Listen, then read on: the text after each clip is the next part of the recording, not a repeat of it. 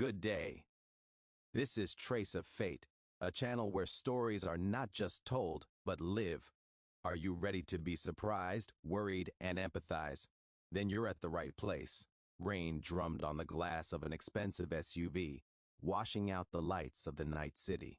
Mikhail Sergeyevich Gromov sat in the back seat, looking at quarterly reports on a tablet. The numbers delighted him. The construction empire grew. New contracts were signed one after another. 45 years, millions in accounts, respect in business circles. He achieved everything himself, getting out of poverty, and was proud of it. Mikhail Sergeyevich, we have arrived. The driver Gennady opened the door. Gromov got out at the entrance of an elite restaurant, where partners in a new project were waiting for him. He adjusted a tie from Ermenegildo Zenya and made his way to the entrance, only to be stopped at the very door by a hunched figure. "Son, give me something for Christ's sake," a senile voice wheezed. Mikhail winced. He couldn't stand beggars, especially near such places. They spoil the whole view, scare away customers. In his area, in the elite part of the city, there should not be such vagrants. The security service is obliged to keep order. He was already mentally drawing up an angry letter to the management company when the old woman blocked his path, grabbing his coat sleeve with trembling, frost-bitten fingers. "I have nothing to feed my granddaughter, son. Give me a couple of kopecks for bread." Her voice broke. Such desperation sounded in it that even his hardened heart faltered for a moment. Gromov turned sharply, ready to push her away and call the guards, but suddenly froze. Under a battered handkerchief, in the dim light of a street lamp, he saw something completely impossible. Earrings. Small gold earrings with turquoise, simple from Soviet times, slightly faded from time, but absolutely unmistakable. His heart missed a beat, then beat so hard it pounded in his temples. Blood drained from his face. The earth floated away from under his feet.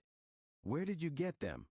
He exhaled, pointing a shaking finger at the old woman's ears. His voice sounded strange, hoarse, full of horror. The woman, confused, covered her earlobes with her palms, retreating in fright to the wall of the building. It's mine! Give it! Don't touch it! I didn't do anything!" Mikhail grabbed her by the shoulders without controlling his strength. His hands were shaking. The last time he saw these earrings was 23 years ago, on another woman, on the only one he had betrayed, abandoned, deleted from life for the sake of his career and money, on the one, the memory of whom he tried to drown in work, in new connections, in luxury.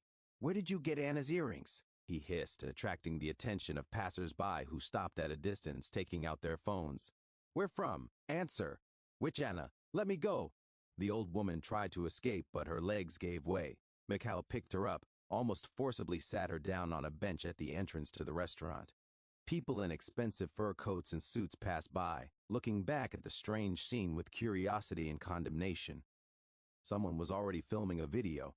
He didn't care. He looked at the earrings and saw the past. Bright, painful, full of hope and love, which he had trampled with his own hands for a ghostly success. "Tell me," he squatted next to her, trying to speak more calmly, although everything was boiling inside. "Did you know Anna Kovaleva?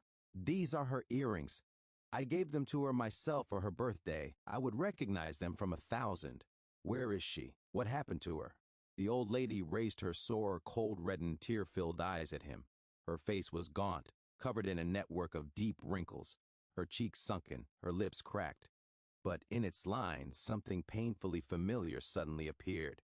Something that made Mikhail's heart squeeze into a lump, and a lump stood in his throat. "You recognized me then," she whispered, with a bitter, terrible grin, in which there was not a drop of joy. 23 years have passed, Misha, and you only recognize the earrings. Only them, not me." The world turned upside down, stopped. He collapsed. It couldn't be her. It couldn't. Anna was 5 years younger. She should only be 40 now. 40 is not an age. And in front of him sat an old woman, exhausted, sick, who could easily be given 65, if not more. "Anya?" He exhaled, and for the first time in many years felt hot tears burn his eyes, cloud his vision. "Is it really you? Lord, what happened to you?" Anna nodded slowly, looking away, her hands, covered with senile spots and scabs, clenched into fists on her knees. She sat cringing, as if trying to become even smaller, to disappear. What happened to me? She asked, hollow and deaf. Life happened, Misha. The very life from which you escaped when you found out about the child. Do you remember that night? I told you I was pregnant and you looked at me like I had killed all your dreams. Mikhail sank onto the bench next to her, not feeling the cold, not noticing the curious glances. His memory beat him ruthlessly, like waves on a grate. Yeah, he remembered that night. They rented a tiny one-room apartment on the outskirts, both working 3 jobs. He dreamed of his business, saved every penny. And then she announced the pregnancy, and he realized it was the end of his plans, his ambitions, his future. I was young, he began. I was stupid and cowardly. I was only thinking about money, about a career, about yourself, Anna cut him off harshly. You were only thinking about yourself. And I was 22, Misha, 22 years old. I loved you more than life. I would have followed you to the ends of the world. But you just disappeared. You took money from our common account, collected your things, and left without even saying goodbye. Left a note on the table. I'm sorry, I'm not ready. 4 words. 4 fucking words instead of the 5 years that we were together. Her voice broke, but she didn't cry. The tears apparently had long dried up. Mikhail covered his face with his hands. Yeah, that's exactly what he did. Escaped like the last coward. He left for the other end of the country, found an investor for his first project, built a career on the bones of his own conscience.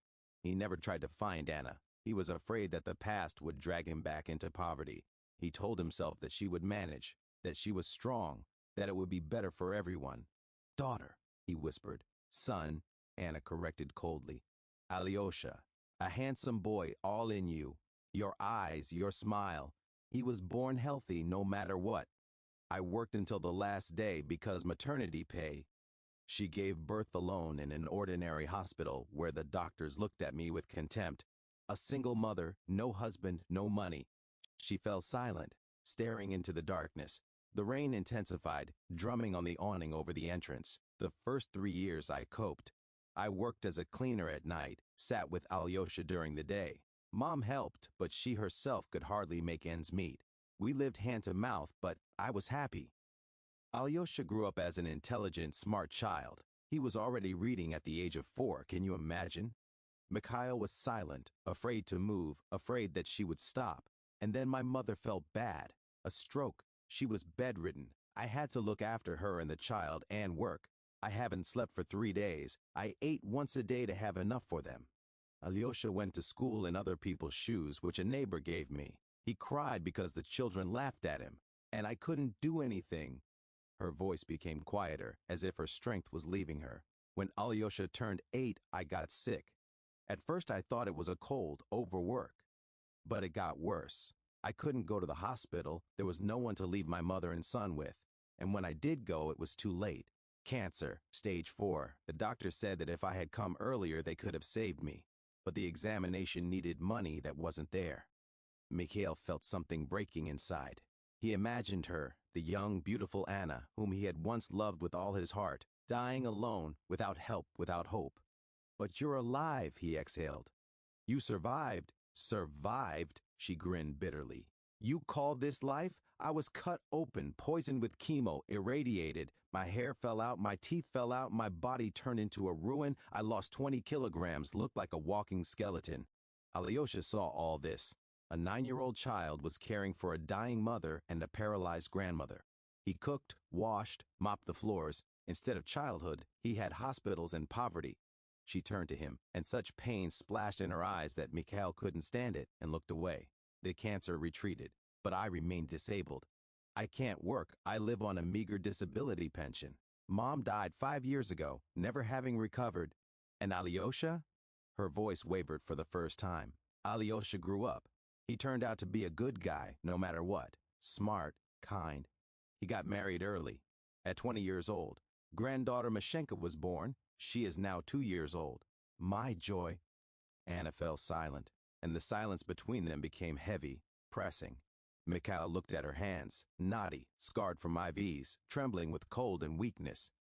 These hands had once stroked his hair, cooked dinner in their tiny apartment, written him love notes. Where are they now? He asked hoarsely. Alyosha and his family? Anna's face distorted with pain, and Mikhail realized that now would come the worst. Alyosha worked at a construction site, she began, looking into the void. An ordinary laborer. He didn't really get an education, there was nothing to study for, and there was no time. After school, he immediately went to work to support us. At the age of 20, he met a good girl, quiet Nastya. They loved each other. They rented a room in a communal apartment, saved on everything. When Mashenka was born, I thought, that's it, this is happiness. The granddaughter is healthy, beautiful, laughs like a bell. She swallowed, and Mikhail saw a tear roll down her cheek. 8 months ago, Alyosha had an accident. A drunk driver in a jeep flew onto the sidewalk where my son was walking after work. He was taken to intensive care. For 3 weeks, doctors fought for his life. We needed an operation, an expensive one, for $1.5 million. I prayed to everyone, asked for funds, collected money on the internet. Nastya sold everything they had. I gave the last I had. We were just a little short, 300,000. Mikhail went cold. 300,000. For him, it was the cost of one working lunch with partners, the amount he spent without hesitation. And for them, it was his son's life. We didn't have time, Anna whispered. Alyosha died a week after we were denied a loan. He was only 23 years old. 23, Misha. He didn't have time to really live, to rejoice in his daughter, to build his life. Do you know what he said to me before he died? He asked for forgiveness, for the fact that he could not earn a normal life for Mashenka. My boy was dying and asking for forgiveness for being poor. She sobbed, covering her mouth with her hand, trying to hold back a sob. Mikhail sat petrified. His son was dead, the son he had never seen, never hugged, never said a word to. A son who could have lived if his father hadn't been such a damn coward and selfish. He wanted to scream, tear his clothes, bang his head against the wall, but he only sat, and tears ran silently down his face. After the funeral, Nastya couldn't stand it. Anna continued monotonously, as if telling someone else's story. She loved Alyosha with all her heart. She fell into depression, stopped eating, talking. Her parents took her to them, tried to heal her, but 2 months ago she killed herself, hung herself in the bathroom. The neighbors found Masha. The girl was crying in the crib, hungry, dirty. She was only 1.5 years old. My God, Mikhail exhaled, grabbing the edge of the bench. The world swayed around him. Nastya's parents abandoned their granddaughter. They said that they did not have the strength to raise someone else's child, that they were already old and sick. They wanted to send Masha to an orphanage. I didn't let them. I took custody, took her to me. That's all I have left of Alyosha, that little girl. Anna raised her eyes to him, full of such despair that Mikhail physically felt pain. But I can't feed her, Misha. My pension is 12,000 rubles. 12 fucking thousand for 2. A dorm room costs 6,000. There are 6 left for food, medicine, diapers, baby food. Masha is growing, she needs clothes, toys, normal food, and I can't give her anything. We eat once a day. I dilute the baby porridge with water to last longer. Masha is thin, pale, often sick, and I have nothing to treat her with. She grabbed his hand with her cold, bony fingers. I didn't want to beg. I worked all my life, never reached out. But today we ran out of all the food, all of it. Mashenka is crying from hunger, and I have nothing to feed her. A neighbor is looking after her now, but she has nothing to help with either. She herself can hardly make ends meet. I went out into the street to ask for the first time in my life. I thought, at least I'll get some bread. At least I'll give the child something. Mikhail jumped to his feet, taking out his wallet. His hands shook so that he could barely unbutton the zipper. He pulled out all the cash, about 40,000, and shoved it into Anna's hands. Take it, he said, his voice breaking. Take this. Buy your child food, clothes, whatever you need. Anna looked at the money, then at him. There was such a mixture of gratitude and contempt in her look that Mikhail felt himself to be the last insignificance. Thank you, she said quietly, hiding the bills in the pocket of her tussle jacket. It will help a lot. She tried to get up, but her legs gave way. Mikhail picked her up, feeling only bones at hand. She weighed no more than 50 kilograms. I'll take you home, he said, and we'll talk. We need to talk seriously about everything. Anna tried to free herself from his hands, but she had almost no strength left. She swayed, and Mikhail intercepted her more tightly by the elbow, afraid that she would fall right here on the wet asphalt. Don't, she muttered. I'll get there myself. The bus runs until 10. I'll make it. What bus? Mikhail caught the eye of Gennady, who had been waiting by the car all this time, and beckoned him with his hand. "You're barely standing on your feet. I'll take you." "I don't need your pity." There was an old pride in her voice, the one he had once loved so much. "I don't want to—" "This is not pity," Mikhail cut her off, and he himself marveled at the firmness in his own voice. "This is about my son, my granddaughter, my debt, which I had to pay off 23 years ago." Gennady drove the car up, got out and opened the back door, looking at the strange couple with surprise. Mikhail carefully put Anna in the salon, sat down next to her. In the warm and soft light of the interior, she looked even worse. Gray skin, cyanotic lips, black circles under her eyes. "Where are we going?"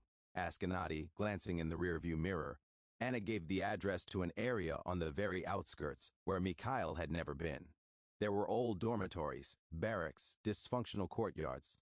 Gennady raised an eyebrow in surprise, but started the engine. They drove in silence. Mikhail looked out the window, but saw nothing. Scraps of memories flashed in his head. Anna laughing, her head thrown back, her hair a ginger cloud flying in the wind. Anna cooking dinner in their tiny kitchen, humming something. Anna sleeping on his shoulder on the bus after the night shift. Anna saying "I'm pregnant," and hope and fear glowing in her eyes, and then his escape. A cowardly, sneaky escape from responsibility, from love, from the future. "Are you married?" Anna suddenly asked, looking straight ahead. Mikhail shuddered. "I was. Twice.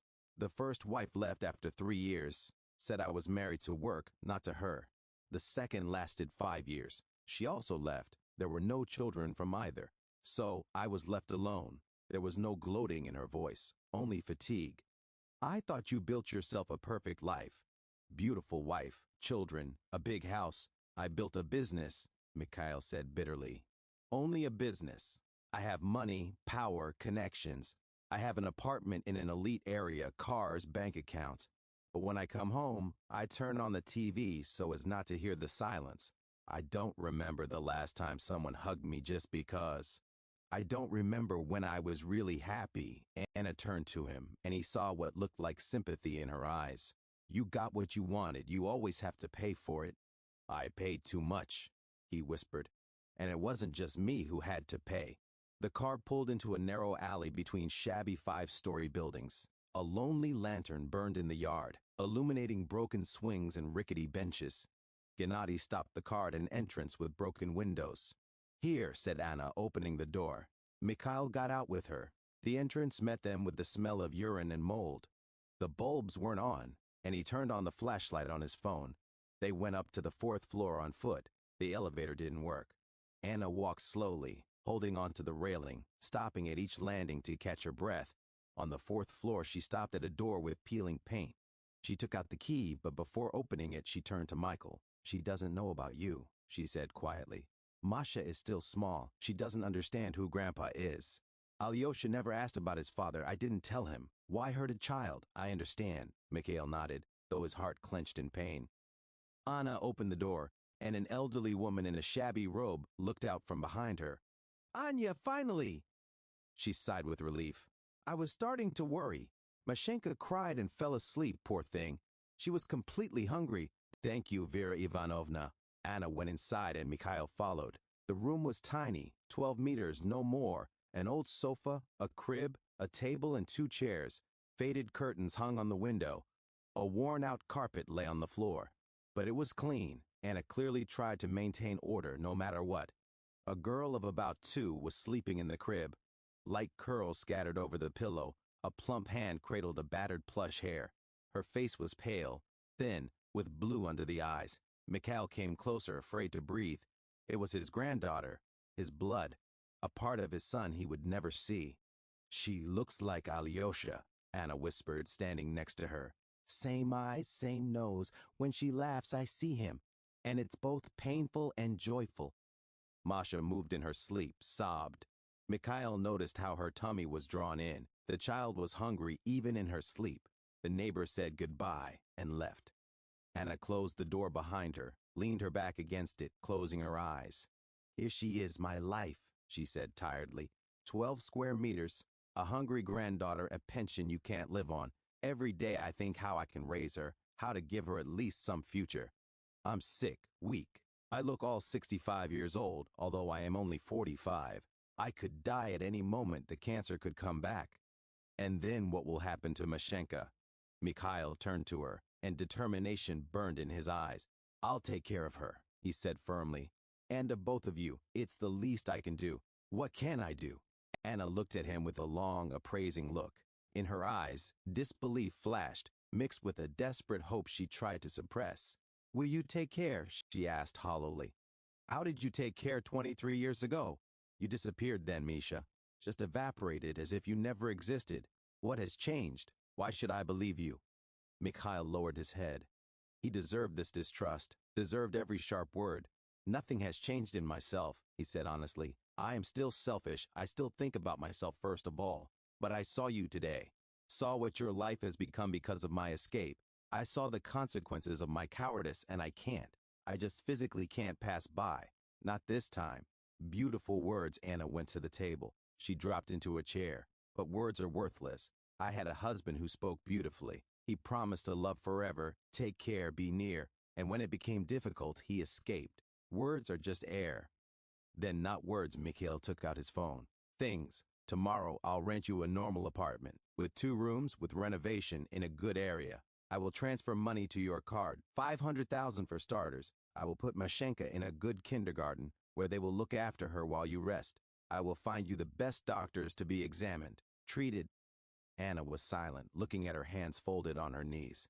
And what do you want in return? She asked quietly. Mikhail was taken aback. In exchange? Nothing. This is my duty to you, to Alyosha, to Mashenka. Nothing happens just like that. Anna looked up at him. Rich people don't throw money around for no reason. Do you want me to be silent, so as not to tell that the great Mikhail Gromov has an illegally born son? Are you afraid it will damage your reputation? Alyosha is dead, Mikhail said, and his voice wavered. My son is gone. What the hell is the reputation? What silence? I don't care what people think of me. I'm 45 years old, Anya. 45. I have no family, no children, no one. I am alone. And now I found out that I had a son and I lost him without even seeing him. It breaks me. He knelt before her, took her cold hands into his own. I don't apologize because I know you won't forgive, and I don't deserve forgiveness, but let me at least fix what I can fix. Let me give Mashenka the childhood that Alyosha didn't have. Let me take care of you, so that you don't stand outside with your hand outstretched. It's not for you. This is for me, so that I can somehow live with myself. Anna stared at him for a long time, and tears slowly flowed down her gaunt cheeks. Do you know what's the worst? She whispered. I still see you as the guy I loved, that Misha, with whom we dreamed of the future, made plans, laughed to tears at stupidities. He is there, inside, under this expensive suit, under this mask of a successful businessman. And it's most painful to know that the person I loved has not disappeared. He just chose a different path. Mikhail closed his eyes, squeezing her hands. I chose the wrong path, he admitted, the most wrong of all possible. And now I don't know how to live with it. Mashenka sobbed in her sleep and cried quietly, pitifully. Anna immediately jumped up, rushed to the crib. She took the girl in her arms, pressed her to her chest, rocking her. Hush, sunshine, hush, she whispered. Grandma's here. It's all good. But Mashenka cried louder, burying her face in her shoulder. She's hungry, Anna said in a guilty tone. We haven't eaten since the morning. I only have a pack of baby cookies left, but it's for breakfast. Mikhail jumped up. Gennady is waiting downstairs. I will go. Tell him to go to the convenience store, buy some food. What do you need? Baby food, porridge, fruit. Everything, Anna whispered, rocking the crying girl. We need everything. Mikhail ran out onto the stairs, dialed Gennady's number. Listen to me carefully, he said quickly. We need to urgently buy groceries. Baby food, porridge, puree, cookies, fruit, juices, milk, cottage cheese, yogurts, bread, butter, cereals, meat, chicken. For 50,000, buy everything. And faster. Mikhail Sergeyevich and the partners, Gennady started. You were supposed to meet them halfway. To hell with partners, barked Mikhail. Call them. Tell them I'm sick. Think of anything. And go to the store yourself. And fast. He put the phone down, leaned against the wall. His hands were shaking. 23 years. His son grew up without a father, starving, freezing, saw the torment of his mother. And at this time he was building his empire, swimming in luxury, complaining about emptiness in his soul. When Mikhail returned to the room, Anna was sitting on the couch feeding Masha with the same cookies. The girl gnawed at them greedily, looking at the unfamiliar uncle with big blue eyes, just like his. "Hello, baby," chuckled Mikhail, squatting next to the sofa. Mashenka hid her face in her grandmother's shoulder. "She's shy about strangers," Anna explained. "Rarely sees anyone except me and my neighbor." "I am not a stranger," Mikhail said, although he understood the absurdity of these words. He was a stranger. To this girl, to her dead father, to Anna herself. "Now they will bring food," he added. "A lot. Mashenka will eat normally." Anna nodded, not taking her eyes off her granddaughter. "You know what I'm thinking?" she said suddenly. "About the fact that if you hadn't left me then, Alyosha would have been alive. He would have had a normal childhood, education, opportunities. He wouldn't have worked at a construction site for a pittance. Wouldn't have been hit by that car. He would have lived, raised a daughter." Mikhail froze as if he had been hit. Anna's every word was true, merciless and cutting like shards of glass. He slowly sank to the floor, his back against the wall, and covered his face with his hands. "I know," he squeezed out through clenched teeth. "I know that. Every second from the moment I saw you today, I think about it. If I had stayed, if I had not been such a coward, Alyosha would have been alive. He would be healthy, happy. He would have a normal life." Anna rocked Mashenka, who was already chewing on the last cookies, looking at the crying uncle with curious eyes. "But you didn't stay," Anna went on, monotonously, as if reading the verdict. "You chose the money. And you know what's the funny thing? I don't blame you as much as I should have, because I realize over the years you're just weak. A weak man who is afraid of responsibility. There are many of them. You're not a monster, not a villain, you just nobody. An ordinary person who was only thinking about himself."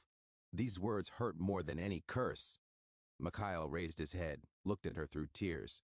"Then why didn't you spit in my face today? Why didn't you leave right away? Why did you bring me here?" Anna thought, looking at her granddaughter sleeping in her arms. "Because I'm tired," she confessed quietly.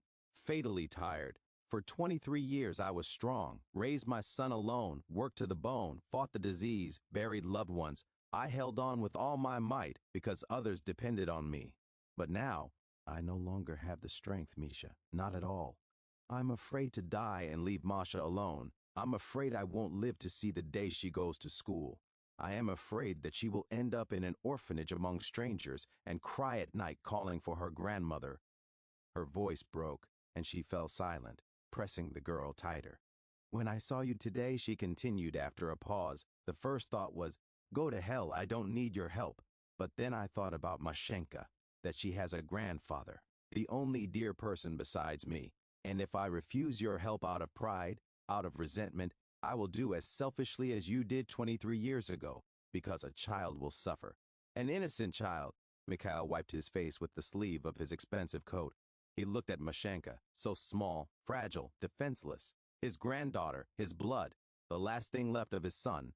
"I won't let you down this time," he said hoarsely. "I swear to you, Masha will live in abundance. She will get the best education. She will have everything she needs. And you? You can finally rest. Stop fighting for survival every day." "Promise." Anna grinned without joy. "Again a promise." "No." Mikhail shook his head. "Not a promise. Facts. I'm coming here tomorrow morning with a realtor. We will find an apartment. I will pay for it immediately for a year in advance. I'll transfer $1 million to your card. This is not charity. These are child support I had to pay for 23 years. This is compensation for the fact that Alyosha did not receive a normal childhood." Anna was silent, and it was not clear from her face whether she believed him. There was a knock on the door. Mikhail jumped up, opened it. On the doorstep stood Gennady with huge packages from an expensive supermarket. "All that I could find, Mikhail Sergeyevich." He brought the packages into the room, looking around with curiosity. "Baby food, cereals, fruits, meat, dairy. I spent 50,000 as you said." Anna gasped, looking at the abundance of products that Gennady put on the table. "This is too much," she whispered. "We won't eat that much." "Eat!" Mikhail cut off. "And if it runs out, you tell me, I'll bring more." "Gennady, give her your number. Anna, write it down. If you need something urgently, call him. He will bring it. At any time of the day or night." Gennady nodded, dictated the number. Anna recorded it with a trembling hand on a piece of paper. Mikhail Sergeyevich, where will we go next? The driver asked. Om. Mikhail looked at his watch. It's late. Anya, I will arrive at 10 a.m. tomorrow. Be ready, we're going to go see the apartments. Anna nodded in silence, still disbelieving what was happening. Mikhail came up to the sofa. He squatted down in front of Mashenka, who had already begun to doze in her grandmother's arms. Good night, baby, he whispered, gently touching her chubby cheek. The girl did not wake up, only sniffled with her nose. As he was leaving, Mikhail turned around. Anna was sitting on the couch surrounded by grocery bags, clutching her sleeping granddaughter to her chest and staring at him with such a mixture of hope and fear that his heart shrank. I'll be back, he repeated. I promise. We'll see, that's all she said. In the car, Mikhail leaned back on the seat, closing his eyes. Gennady silently drove the car back to the center. Without asking questions, in 15 years of work he had learned to understand when the boss wanted silence. But the silence did not last long. Gennady, Mikhail called. Do you have children? 2, Mikhail Sergeyevich, a son and a daughter. My son is already 28 and works as a programmer. Daughter 25, a doctor. Are you proud of them? Every day, genuine warmth sounded in the driver's voice.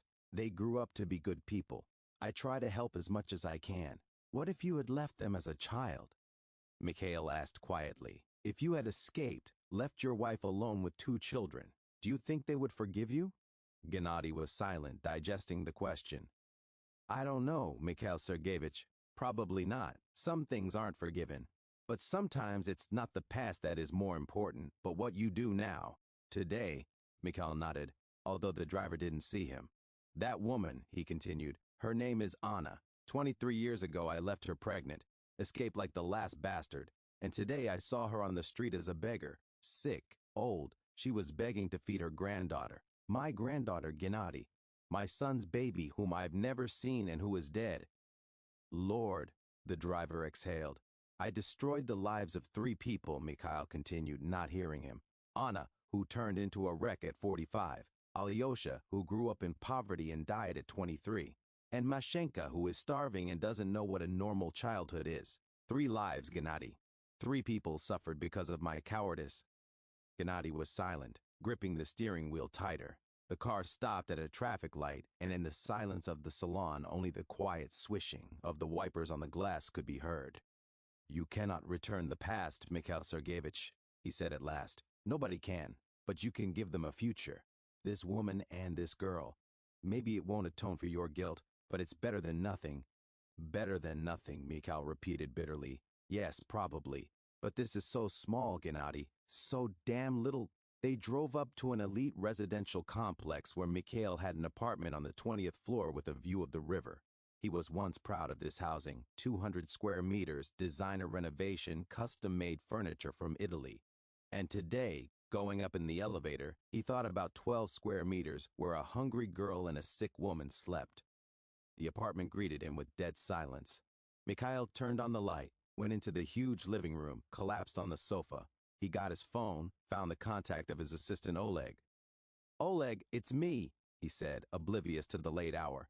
Tomorrow morning I need the best realtors in the city to be at my place by 9. We are looking for a 3-room apartment, good area, near a playground, clinic, shops. The budget is not limited. You need to close the question in 1 day. Mikhail Sergeyevich, have you decided to move? Surprised Oleg. Not me. An apartment is needed for the family. For my family, Mikhail was silent, and more. Find me the best oncologist in the country so that tomorrow he can receive a patient, woman, 45 years old, history of cancer, needs a full examination. Understood. Anything else? Yes, transfer 1,000,000 rubles. Mikhail stopped. Wait, I don't have her details. Okay, we'll figure it out tomorrow. That's all, thank you. He put the phone down, leaned back on the sofa. His stomach was growling. He had never eaten. The meeting with partners had fallen through. Mikhail got up, went to the kitchen, opened the refrigerator. It was full of food. The cook came 3 times a week, cooked exquisite dishes that Mikhail ate alone, buried in a laptop. He took out a container with some salad, tried it with a fork. He felt no taste. He put it back, slammed the door. He had no appetite. Instead, he poured himself whiskey. Expensive 20-year-old, which he saved for special occasions. Today was a special case, the day his life turned upside down. Mikhail sat down at the panoramic window, looking at the lights of the night city. Somewhere out there, on the outskirts, in a tiny room, his granddaughter was sleeping. A girl who didn't know she had a grandfather. A girl he was supposed to love, pamper, read her bedtime stories, but instead she was starving and freezing. He remembered Alyosha's face. No, he had never seen him, but he imagined it. He pictured a guy who looked like himself in his youth, but with Anna's eyes. The guy who worked to exhaustion trying to feed his family, who loved his daughter and wife, who died in a hospital bed asking for forgiveness for his poverty. "I'm sorry, son," Michael whispered into the void of the apartment. "Forgive me, I didn't know." "No, that's a lie. I knew I was abandoning you, I just didn't care." Tears poured from his eyes again. He cried as he had never cried before, choking, shuddering with his whole body. He cried for his son, whom he would never see, for Anna, whose life he had ruined, for himself because the young Misha, who once dreamed of happiness, had chosen money. The phone vibrated. Messages from Oleg, realtors will be at 900. Oncologist Svetlov, the best in the country, is ready to see you tomorrow at 1400 in his clinic. Mikhail wiped his face, inhaled deeply. "You can't help the cause with tears. We need to act." He had money, connections, opportunities, all the things Anna didn't have. And he would use all of this to give Mashenka a normal life. He opened the laptop, started looking for private kindergartens, found several with good reviews, sent applications, then private schools with in-depth language study, then children's development centers. At 3 o'clock in the morning, he was still sitting at the computer, making lists, planning, calculating. For the first time in many years, he was not working for profit, not for the empire, but for the sake of a child.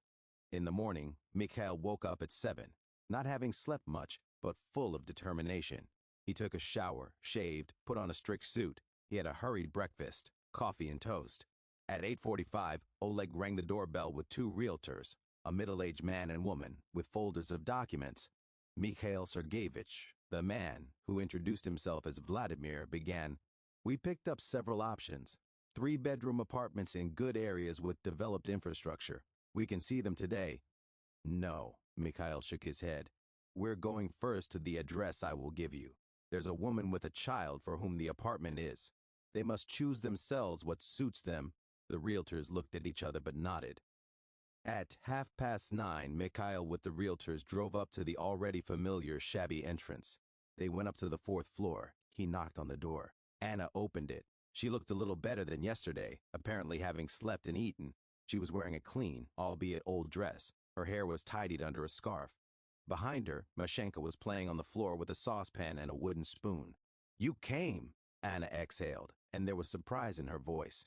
"I thought you'd change your mind." Mikhail shook his head. "No, I promised. These are Vladimir and Irina, realtors. They have apartment options. Pack up, let's go look."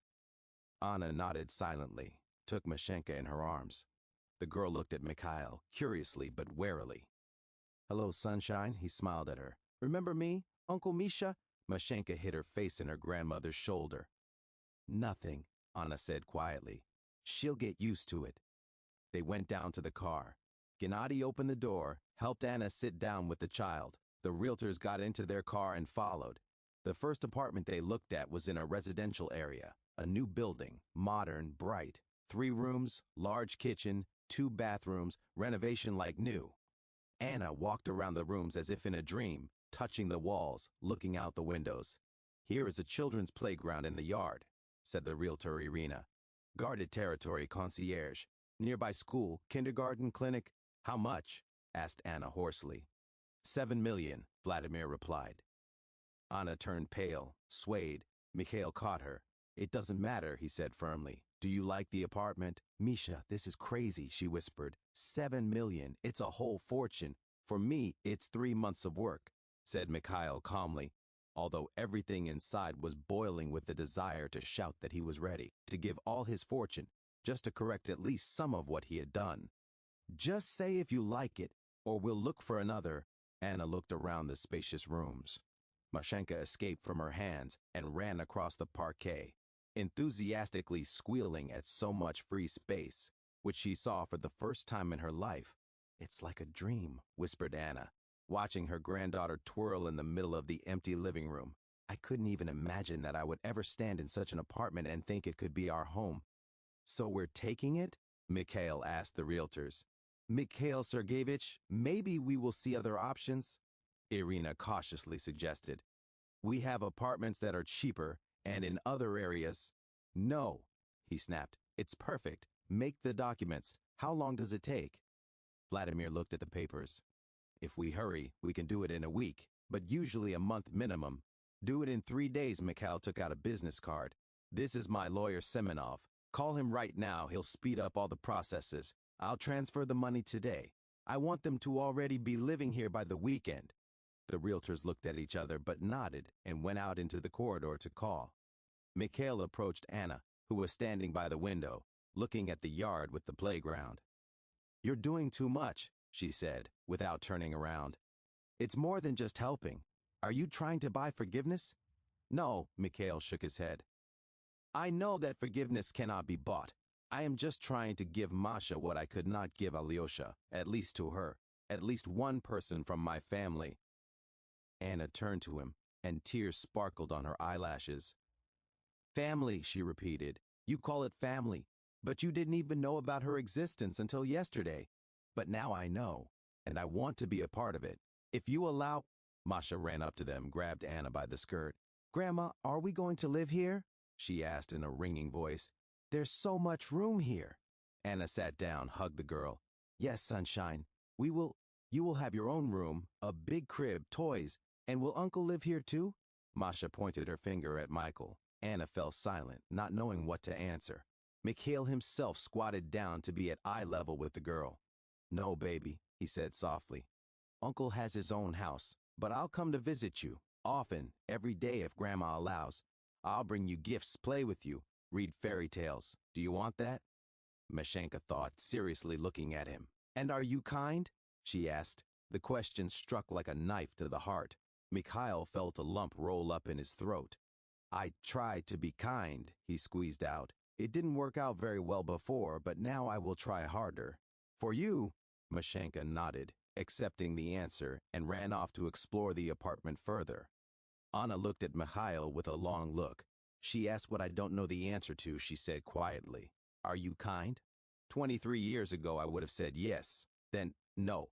Now, I don't know, maybe just guilty, maybe it's not the same thing. "Probably not," Mikhail agreed. "But can guilt be the beginning of the path to becoming better?" The realtors returned, beaming. "Your lawyer works miracles, Mikhail Sergeyevich," Vladimir said admiringly. "Promise to speed up all procedures. On Friday you can already get the keys." "Excellent." Mikhail looked at the clock. It was 11 in the morning. "Listen, we have an important meeting with the doctor at 2. We need to have time to buy the most necessary clothes for Anna and Mashenka, baby essentials. We will order furniture later, after the appointment." They drove to a nearby mall. Mikhail took them to a children's store where Mashenka got a new jacket, shoes, several sets of clothes. For Anna, he insisted on buying a warm coat, comfortable shoes, and several dresses. "It's too expensive," Anna whispered, looking at the price tags. "It's a necessity," he snapped. "You can't walk around in tattered clothes, period." They managed to have a quick but satisfying snack in a cafe. Mashenka ate children's pizza with such an appetite that the waitress smiled. At 1:30 they drove up to a private clinic in the city center. A modern building of glass and concrete, clean, well-kept territory. Mikhail helped Anna out of the car, took Mashenka in his arms. "This is a cancer center," he explained. "The best in the country. Dr. Svetlov is a luminary of medicine. He will examine you, see what can be done." Anna turned pale, stopped at the entrance. "I'm afraid," she admitted quietly. "I'm afraid to hear that the cancer has returned, that I have little time." Mikhail turned her to him, looked into her eyes. "And I'm afraid not to find out the truth," he said firmly. "If something is wrong, we will treat it. By any means. I have money for any therapy, for any doctors in the world. But first we need to know what we are dealing with." Anna nodded, gathering her spirit. In the clinic they were met by the administrator, a young woman in a snow-white robe.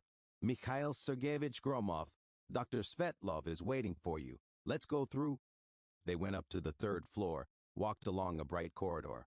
The doctor's office turned out to be spacious, with large windows and comfortable armchairs. Dr. Svetlov himself, a man of about 50 with an insightful look, met them affably. Sit down, he pointed to the chairs. Anna Sergeyevna, tell us about your medical history. When was the diagnosis made? What treatment did you receive? Anna began to tell confusedly with pauses. How cancer was discovered 15 years ago, when Alyosha was 8, about chemotherapy from which she almost died, about the operation, about the remission that still lasted. Svetlov listened attentively, making notes. When was the last time you were screened? He asked. 5 years ago, Anna confessed. There was no money for tests. The doctor frowned. That's a very long time in your diagnosis. We need to urgently conduct a full examination. Tests, ultrasound, tomography. I'll organize it all today if you are ready. Ready, Mikhail said, preventing Anna from objecting. Do whatever it takes. Money is not a question. For the next 3 hours, Anna underwent examinations. Mikhail sat in the hall with Mashenka in his arms, who dozed off, buried in his shoulder. He watched the sleeping girl, so small, defenseless. Her breathing was even, warm. Light curls tickled his neck. Mikhail was afraid to move so as not to wake her. For the first time in his life, he was holding a child, his child, even if a granddaughter. His heart constricted with tenderness and pain at the same time. This is how he could have held Alyosha when he was a baby, rocked him at night when he was teething, taught him to walk, to pronounce his first words, taken him to first grade, holding his hand. But he had chosen a different path. A beautiful girl, a nurse said as she passed. Your granddaughter? Yes, Mikhail replied. And this word sounded strange, unfamiliar. My granddaughter. For the first time he said it out loud and felt something inside him change. He was no longer just Mikhail Gromov, a successful businessman. He was a grandfather. He had a family. Masha moved, opened her sleepy eyes, blue as the spring sky. Uncle, she muttered. Thirsty? Mikhail gently lowered her to the floor, took her hand and led her to the water cooler. He poured water into a glass, handed it to her. Masha drank in small sips, looking at him. And why did you cry? She asked suddenly. Mikhail was taken aback. When did I cry? Now, when I was sleeping. You had tears. He mechanically touched his cheek. It was indeed wet. He hadn't even noticed when he had cried. Just remembered something sad, he said quietly. About my dad. Masha looked at him with childish directness. Grandma says that Daddy is in the sky. Is he good there? A spasm squeezed his throat. Mikhail squatted down to be on par with her. Yes, sunshine. Your dad is in heaven and he feels good there. He looks at you from above and loves you very much. Does he know you? Asked Mashenka. The question hurt. No, Alyosha didn't know me. I never knew him. He grew up without a father, died without knowing he had a father. No, Mikhail honestly admitted. We did not know each other, but I know he was a very good man, kind, brave, loved you and Grandma the most in the world. So you're not his dad? Mashenka tilted her head to the side.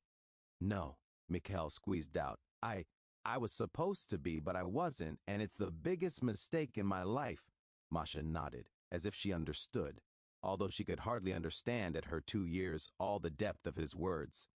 Now will you be my grandpa? She asked. Mikhail froze. Tears came back to his eyes. If you allow, if Grandma allows, I will try to be a good grandfather.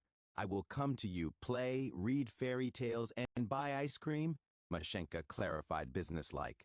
Mikhail laughed through his tears. And ice cream. As much as you want. Okay then, the girl decided. You're going to be a grandfather. She held out her hand to him and they solemnly shook hands. At that moment, Anna came out of the office, pale, gaunt. Dr. Svetlov followed her with a folder of results. Mikhail jumped up, grabbed Mashenka in his arms, rushed to them. Well, what? He asked, afraid to hear the answer. Svetlov looked at Anna, then at him. Let's go into the office, he said. We need to have a serious conversation. Mikhail's heart sank. A serious conversation. That never meant anything good. He mechanically pressed Mashenka to him, following the doctor back to the office. Anna walked alongside without lifting her eyes. Svetlov closed the door, gestured for them to sit down. He settled down at the table himself, spread out pictures and printouts of tests in front of him. Anna Sergeyevna, He started carefully. I have studied the results of the examination. The good news is there are no signs of cancer recurrence. The remission persists. Mikhail exhaled with relief, but the doctor raised his hand, stopping the joy. However, Svetlov continued, your general health causes serious concern. Chronic exhaustion, vitamin deficiency, severe anemia, heart problems, arrhythmia, signs of cardiac insufficiency. The liver and kidneys are working at the limit. You have critically low weight, 42 kilograms at your height. These are threatening indicators. Anna was silent, looking at the floor. In simple terms, Svetlov took off his glasses, looked at her with sympathy. Your body is on the edge. If you do not start immediate treatment, rehabilitation therapy, enhanced nutrition, in a year we may face multi-organ insufficiency. Do you understand what that means? That I will die, Anna said quietly. Exactly, the doctor nodded. But this can be prevented. You need hospitalization for 2 to 3 weeks for rehabilitation therapy. IV drips with vitamins, nutritional mixtures, heart treatment. Then a strict diet, rest, regular examinations, and most importantly, no stress. You can't be nervous, worry, work hard. I have a granddaughter, said Anna. I can't leave her for 2 weeks. I will look after Mashenka, Mikhail intervened.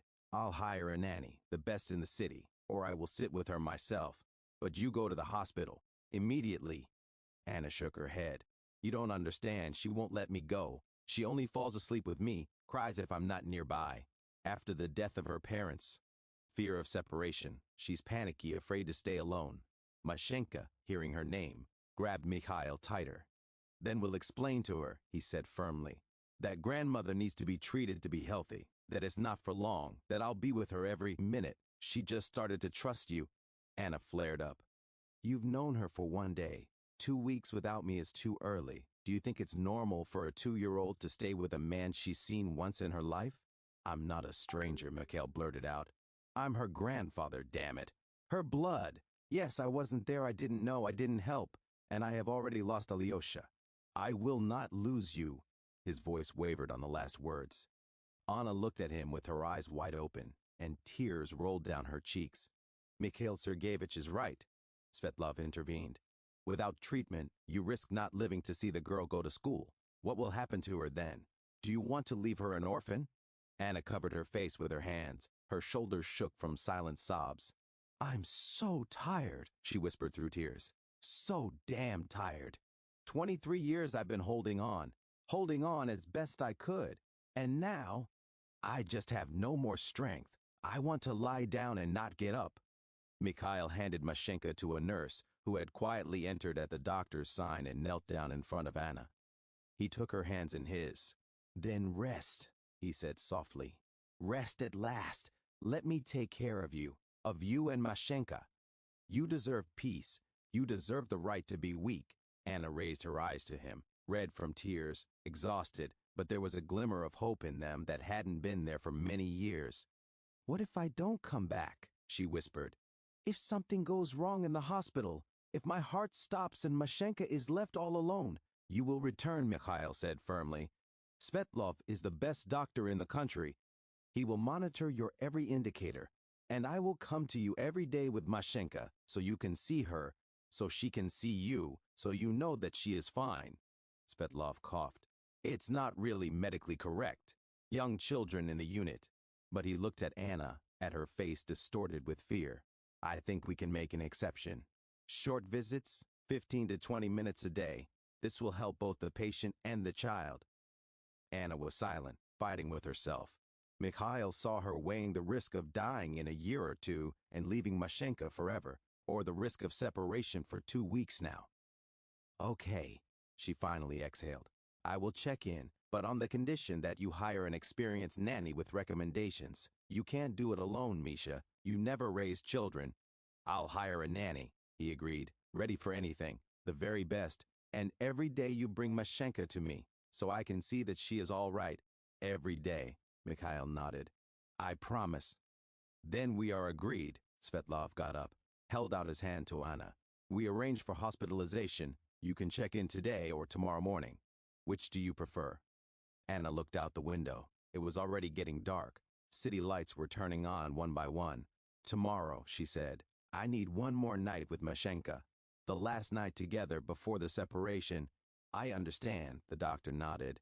Then tomorrow by 9 in the morning, the administrator will complete all the documents. They came out of the clinic into the thickening twilight. Mashenka was sleeping in the arms of the nurse, who handed her over to Mikhail. He carefully took the girl, wrapped her in his jacket. In the car, Anna sat silently looking out the window. Mikhail did not bother her, understanding that she needed time to make a decision, to get used to the thought of separation. "Shall I take you home?" asked Gennady, looking in the rearview mirror. "No," Anna said suddenly. "Go to him, to Mikhail. I need to see where Mashenka will live these 2 weeks." Mikhail shuddered. He hadn't even thought about the fact that Mashenka would live with him, in his apartment, in a huge, empty apartment where a child's laughter had never sounded. "Of course," he said. "Come and see my place." 20 minutes later, they were riding the elevator to the 20th floor. Masha woke up, yawned, looking with curiosity at the mirror elevator walls. "Grandma, everything shines here," she whispered admiringly. Mikhail opened the door to the apartment, and Anna froze on the threshold. 200 square meters of luxury, marble floor, designer furniture, huge windows overlooking the night city. The chandelier in the living room probably cost as much as Anna's annual pension. "Oh my God," she exhaled. "Do you live here alone?" "Alone," Mikhail confirmed. And suddenly he felt ashamed. Ashamed of this wealth, of the emptiness, of the fact that he had bathed in luxury while his son was starving. Mashenka escaped from his hands and ran through the room, screaming enthusiastically. Every room was a discovery for her. A huge kitchen with gleaming appliances, a living room with a sofa the size of her former room, a bedroom, a bathroom with a jacuzzi. "Here," Mikhail opened the door to one of the rooms. "This will be the nursery. We'll put a bed, toys, everything you need. We'll make repairs if you want. We'll paint the walls pink, draw princesses." Anna walked through the room in silence. It was larger than their former dorm room. A large window looked out onto a park where swings were visible. "She will have her own room," Anna whispered. "For the first time in her life, she always slept with me on the couch. Now she will have everything," Mikhail promised. "And a room, and toys, and love. I will love her, Anya. The way Alyosha was supposed to be loved."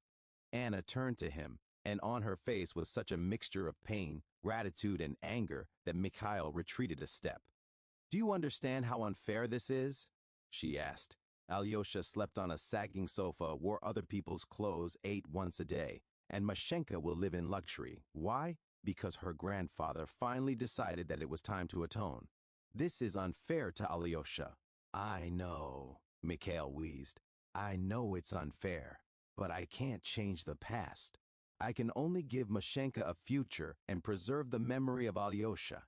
I will tell her everything about him, about what he was like, about how he loved her, about the fact that he was a hero who fought all his life for his family." Tears rolled down Anna's face. She went to the window, leaned her forehead against the cold glass. "Okay," she said, tired. "Mashenka will stay here. But remember, Misha, this is not your redemption. There will be no redemption, never. This is simply a chance not to repeat the mistake twice." Mikhail nodded, unable to say a word. He knew she was right. There would be no redemption. Alyosha was dead, and no money, no care for Mashenka would bring him back to life. But at least his granddaughter would not repeat her father's path. They returned to the living room, where Mashenka stood by the huge window, pressing her nose to the glass, looking at the city lights.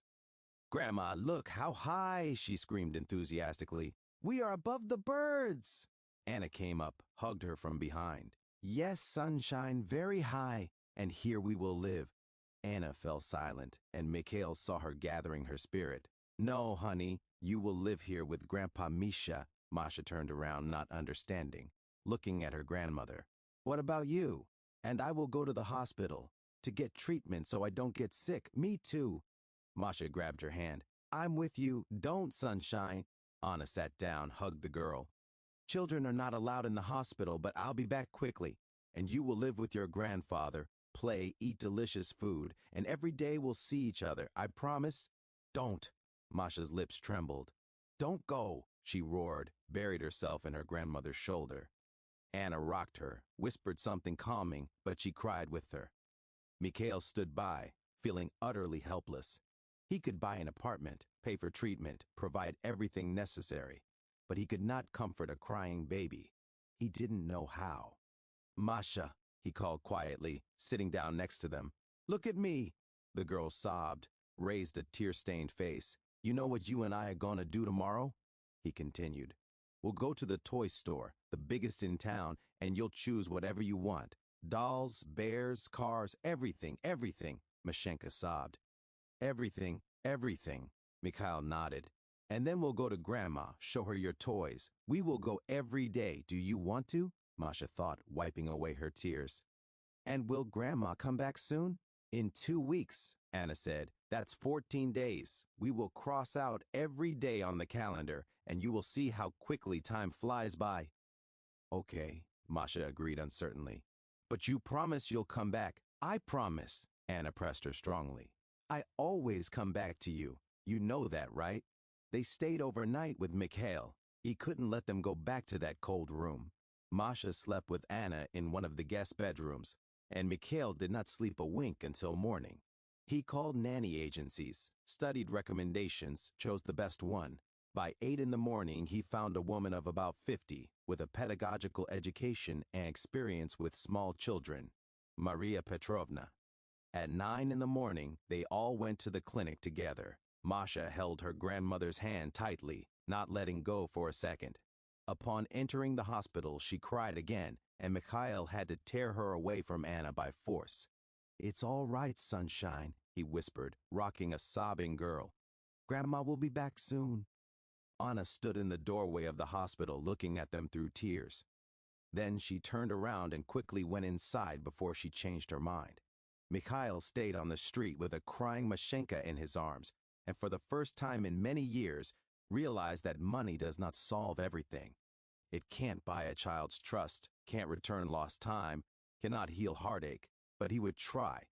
He would try to become what he should have been 23 years ago, family. The first week was hell. Mashenka cried at night, refused to eat, called for Grandma. Mikhail did not sleep, rocked her in his arms, sang lullabies that he himself didn't really know. Maria Petrovna helped as best she could, but even her experience did not always work. "Children experience separation in different ways," she said calmly, preparing porridge that Mashenka still wouldn't eat. "She needs time. Be patient." Patience. Mikhail had never been patient.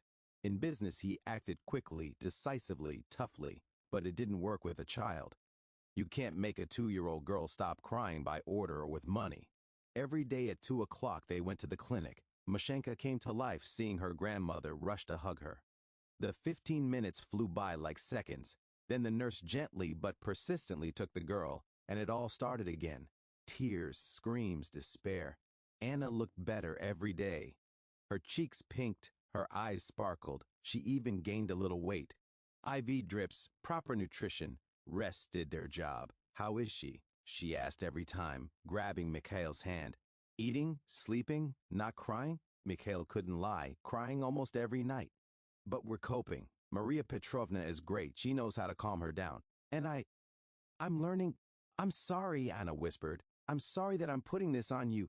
"There's no need to apologize," he answered. "This is my family, my granddaughter. I should have started 23 years ago." On the 4th day, Masha finally spoke to him. Before that, she had been stubbornly silent, communicating only with Maria Petrovna. But that evening, when Mikhail was putting her to bed, she suddenly asked, "Grandpa, why don't you have a wife?" The question caught him by surprise. "I had, 2 even, but they left. Why?" "Because I was a bad husband. I worked a lot, didn't pay them attention." Mashenka thought. "And will you pay attention to me?" His heart ached. "I will," he promised. "Every day as long as you want." "Okay then," she decided. "You're going to be my grandfather." From that evening, it became easier. Masha began to smile, to play normally. Maria Petrovna taught Mikhail to cook children's dishes, to read fairy tales with expression, to play with dolls. He, a millionaire, owner of a construction empire, sat on the floor and drank tea from toy dishes, pretending to be a guest at a royal ball. And for the first time in many years, he felt truly happy. On the 14th day, Anna was discharged. Mikhail came for her with Mashenka, who squealed with delight all the way. When Grandma came out of the clinic door, The girl escaped from his hands and ran to her. "Grandma! Grandma!" she shouted, and Anna fell to her knees, catching her in her arms. They both cried, hugging tightly, and Mikhail stood by, feeling something warm spill in his chest. This was his family. Small, crippled by the past, but family. They went to the new apartment. The furniture was already in place. The nursery was arranged like in a fairy tale. Masha rushed around the rooms, showing her grandmother toys, books, her bed castle. "Misha," Anna called from the nursery. "Come here." He went in. She stood at the window, holding a framed photo that Mikhail had put on the shelf. Alyosha. The only photo he could find through social networks. A 20-year-old guy smiling with baby Mashenka in his arms. "Where did you get this?"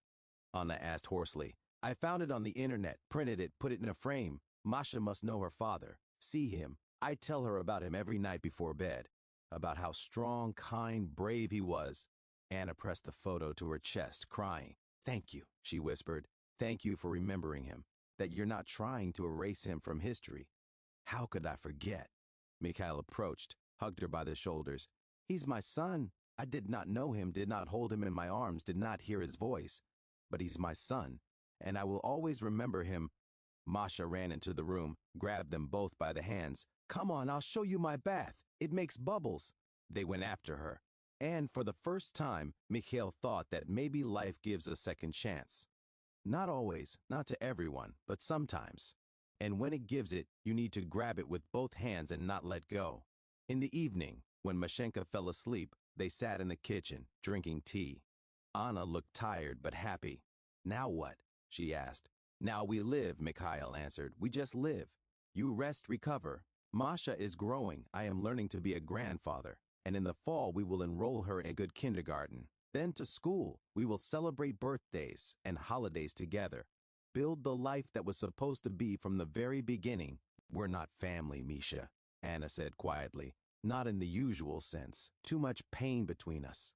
"Then we will become one," he answered stubbornly. "Not immediately, not quickly, but we will, for Mashenka's sake, for the memory of Alyosha." Anna looked at him with a long look, then nodded.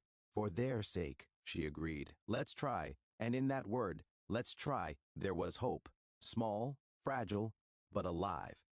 Hope that even from the most terrible mistakes you can find a way out. That forgiveness is impossible, but you can live on. That a second chance is not redemption, but simply an opportunity not to repeat the mistake. Mikhail looked out the window at the night city, where 23 years ago he had made a choice that ruined lives, and he thanked fate for giving him a chance to fix everything.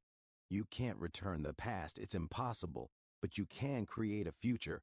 For Mashenka, for Anna, for the memory of Alyosha, for the family he had lost and now found again.